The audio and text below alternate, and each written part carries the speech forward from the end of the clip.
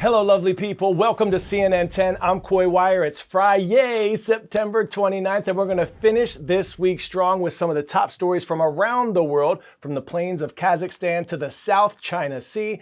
But today's lead story starts 250 miles above the Earth's surface, aboard the International Space Station. This large craft is the size of a football field end to end, and the living space is about the size of a 6-bedroom house with 2 bathrooms and a gym. Women and men from the United States, Canada, Japan, Russia, and Europe live and work there while traveling at the speed of 5 miles per second. This research and science lab orbits the Earth once every 90 minutes.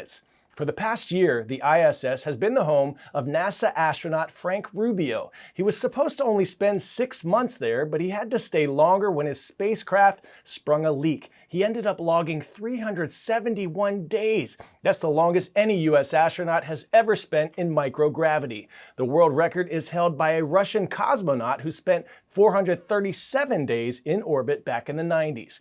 Rubio, who has a wife and 4 children, returned to Earth on Wednesday alongside 2 Russian colleagues. They dropped into Kazakhstan by parachute using this capsule. After such a long space flight, Rubio needs to adjust to life and gravity back on Earth.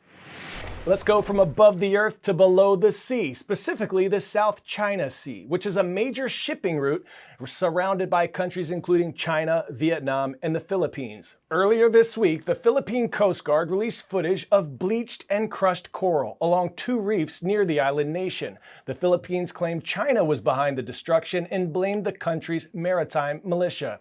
But China denied the allegation. Moreover, China has claimed ownership over most of the South China Sea in defiance of an international ruling and competing claims by other countries. It's the latest in a long list of disputes about the South China Sea. Let's check in with Stephen Jiang, CNN's bureau chief in Beijing, for more.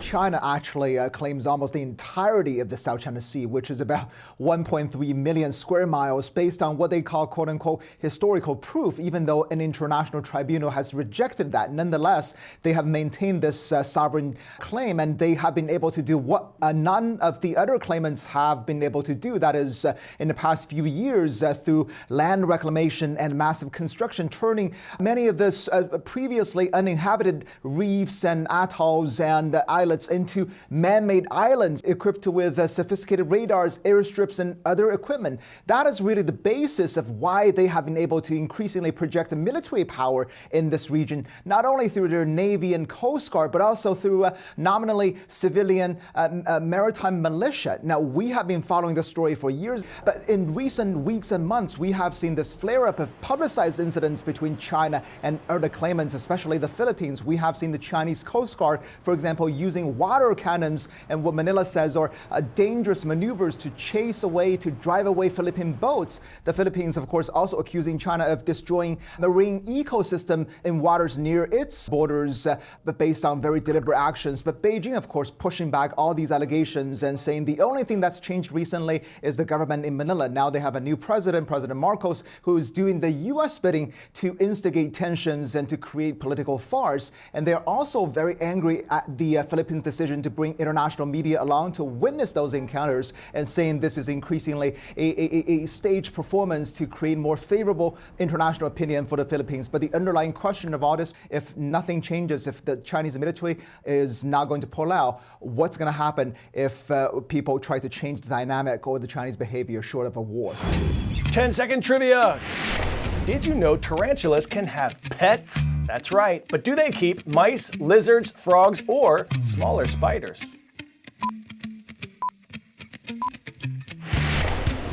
Tarantulas can have a symbiotic relationship with frogs. In exchange for protection, the frogs eat insects that threaten the spider's eggs.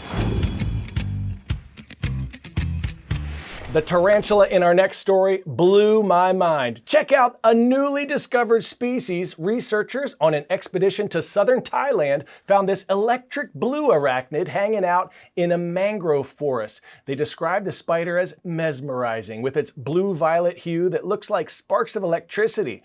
Tarantulas are native to Thailand, and the researchers had set out to document their diversity and distribution throughout the country. To catch this species, they had to climb trees to lure the spider out of hollows. They say the rare blue color comes from the structure of hair on different parts of the spider's body. Speaking of blue, our next story is about blue zones. Have you ever heard of these? Blue zones are areas of the world where people live longer than the average lifespan. CNN chief medical correspondent Dr. Sanjay Gupta has more.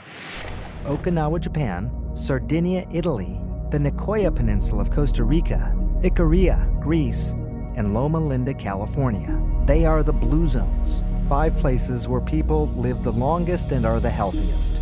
But the question is, why? Let me pick one of these places, and I'll just pick Nicoya Peninsula of Costa Rica. What is it about this environment? You know, there is no silver bullet in any of these blue zones. I call it silver buckshot. Well, what are they doing? Well, first of all, they're eating a Mesoamerican staple diet, or they have for most of their life, which consists of 3 foods. I argue it's the best diets humans have ever invented: corn, beans, and squash. Anybody can afford them. High in complex carbohydrates, high in niacin, high in folate.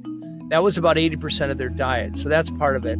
Like all blue zones, they were remote from the rest of Costa Rica. They have a 30 or 40 year delay at, the onset of fast food restaurants and chips and sodas and cars. None of these centenarians have driven. They've walked their whole lives. It's the additive of the right diet, the right social environment, the right physical environment that is producing these extraordinary outsized life expectancy numbers.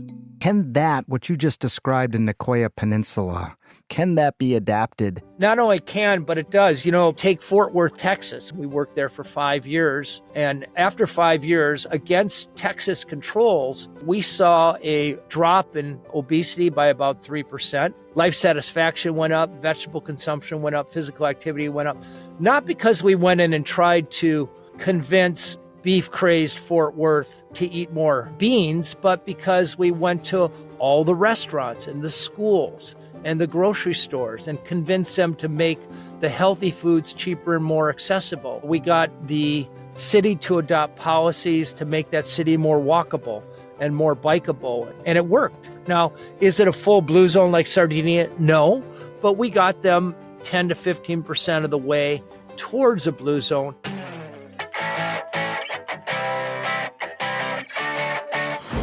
Today's story, getting a 10 out of 10, is about a family whose picnic got put on pause.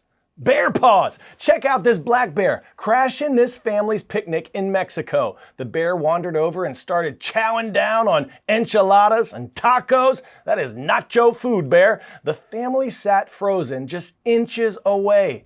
Black bears usually aren't aggressive to humans, and thankfully, the only thing this bear was after was the people's lunch. The National Park Service says that wild animals can come to crave human food once they've had a taste of it.